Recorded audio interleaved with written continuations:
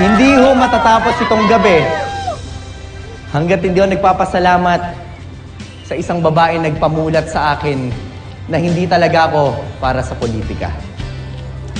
Sa isang babae na nagbukas ng aking puso upang mahalin ang barangay Pinaasa.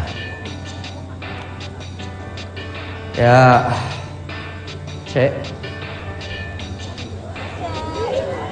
salamat. Sorry kung hindi ko natupad yung mga pinangako ko sa'yo.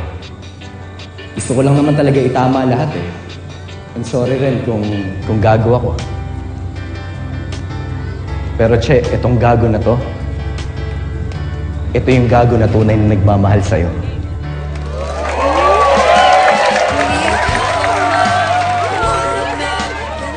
Kaya pwede ba, Che? Patawarin mo na ako. Kasi mahal na mahal kita eh. Bis na makausapin mo na ako. Kung gagawa ka ng desisyon, kailangan yung sigurado ka, panindigan mo. Kasi may mga bagay na hindi na pwedeng balikan. Desisyon ko mahalin ka. Kaya sana, mahalin mo rin ulit ako. Teka, palabas ba to? Palabas mo ulit to. Kailangan ko ba sumagot agad? Nakaka-pressure naman, oh.